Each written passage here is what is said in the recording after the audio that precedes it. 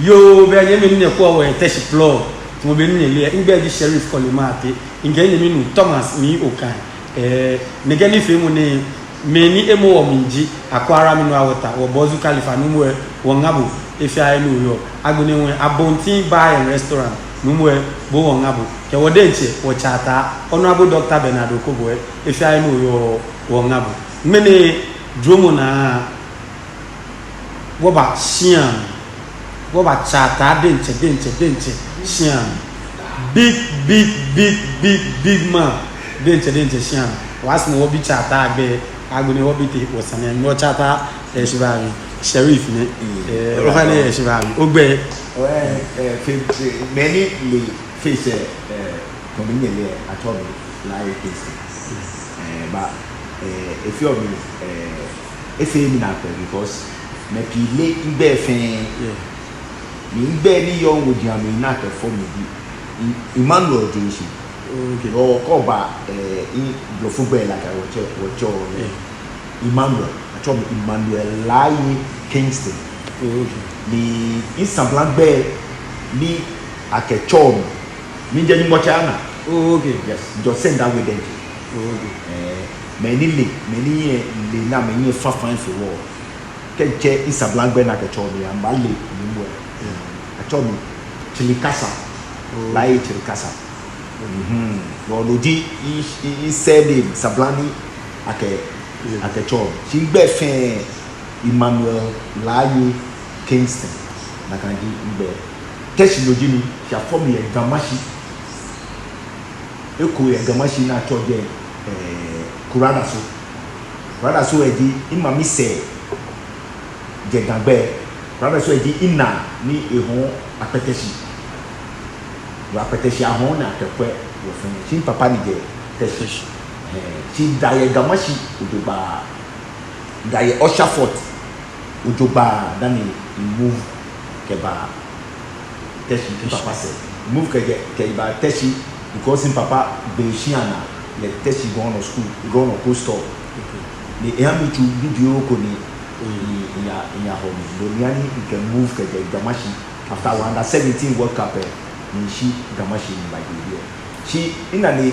ba ye Gamashi yes sir because them in langmoyo okay in daye jeme in fine again crowd ni she keba the teshi na me I'm a small wow. I mean, I'm a share video every year in Canada. You need time number. I'm a share that. Wow. She knew where Kewaji was an advance. Pass me only Nibi come away. Yagbening way. When you touch a fiala, baby, touch a she over there. She baby know your gun. The gun will start to ball try. Dami oba teshi yes no teshi ani o chabolu ye bi eni san dami agbeni obon yen ya beni intayo beni ndako nge ball shi track ye ga nge shi akeshi no ya ge team ko shi intayo beni ye temo 6-7 years ke ya ke oje gan kokwa no fe to te choko Mamplobi agege even techi bi labade ke wa unwa tema fe beni bibiomi ke 6-7-8 years abachomi ke jo jeme ke ya ni atwa ball na teams bi ona kan time mi fe ta flache ma chela ke local champion ko ni lewu mu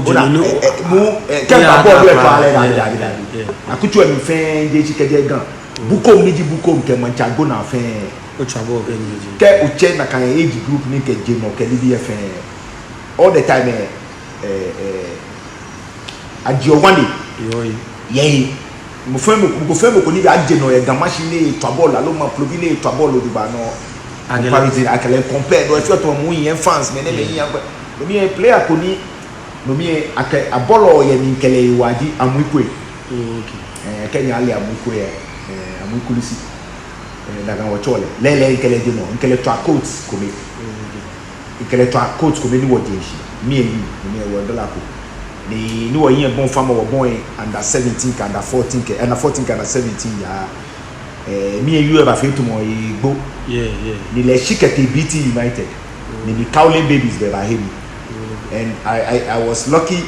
in feel lucky ake Cowley I'm a modern yani in limelight ni kaje national under 15 ora ba kake ball well engage ye gamashi denche kenye dan so mangbe on ka baje labade ntwa soka milo ye labade ntwa golden ye nungwa tesiele ke anati mini match le ni wawa dana ba e ka ba chemi ke ba ko le jedan ma ba o ka ruku fi o ba hwe numu ese wa fo numu na jan wa fo numu na jan dani ma fan na ade a infie me ke ni bi ne no me mechako papa le we fi mu chediko ke ni bi ke wati master ko no me ho graphic actually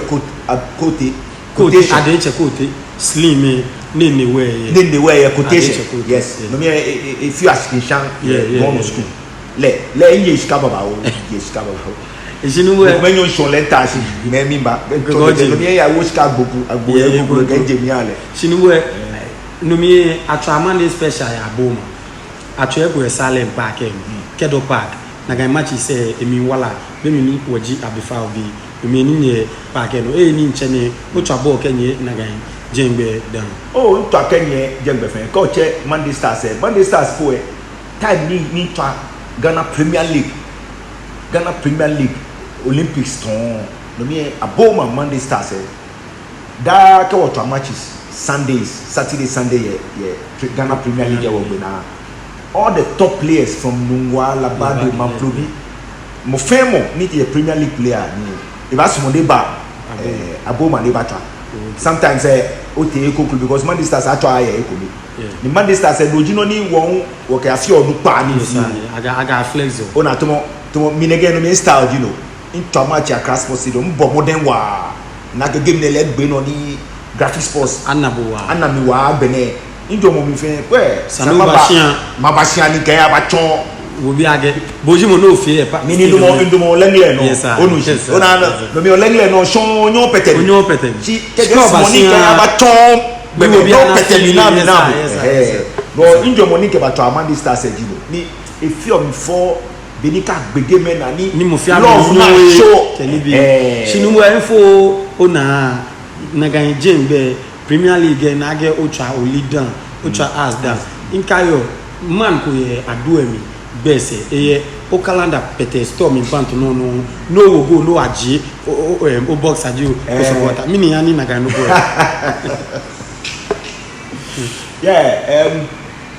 na kai ni I think ake no ni ami in fe na kai ntoni bi ami ni ma shi Olympics keba arts of folk e wafi o itomi dan na kan transfer nye ebano e che ekopo sani matashi 1-0 season ni ntwabo because Olympics bi ekene ani maya mo small matwa Olympics don no ni baji at a players status committee niji ye GFA many tasks ye player ke a team problems can be sangiano court ni ametashi at ejeme go ni bale na kan de sani matashi na a clear sani a declare sani matashi one season ni trouble after that manyama free ni maya efe ni su go as be I'm a mom litation and I can cover my pay me. Even though in bed contract 1 year touching into our board, I'm in pain. Okay. I don't touch our cash beni. In case I'm a trainer, friendly matches in Cameto, Akashi beni 1 year back. No, Olympics via dinner. Yeah, no, Amena. I know a day feel like I paid my dues for them. Only ni mo fe mo yin aya olike ase woni ake amefe gatin si etimo je Villarreal ni Barcelona lo Real Madrid tabo okay mo fe mo won o to lo yo yin na ma no shishi na kan de e ade bale no na kan no match ko tough match ko ni ba no anu wo go ni ama landi yeah una ke otashia eche ni na afi fixture say first match ni Asia atwa no olike as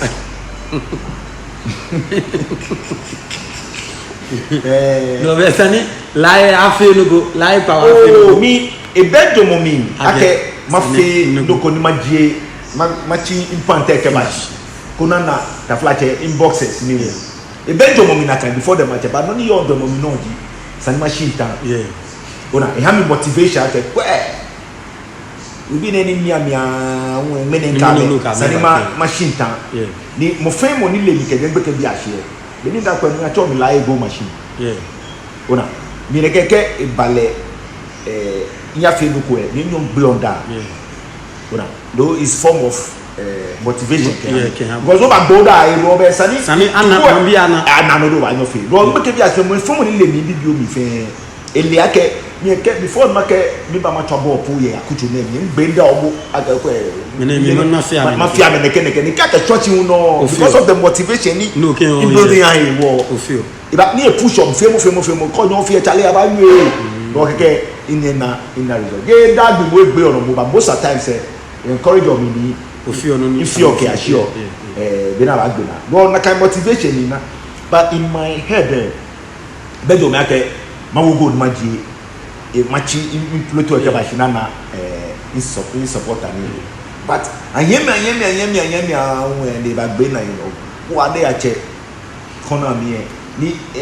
Olympic supporters o be loke we ni wo go e ya me dem ameta scoreboard e shishi ameta dem ameta no I talk over excitement mi share attack me e attack no fenile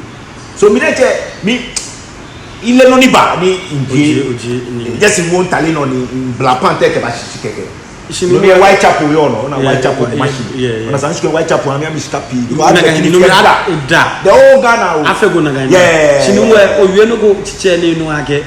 enwo na ageke o atra Premier League no ba sanu ko ye ba chuma mi eji no go ni sani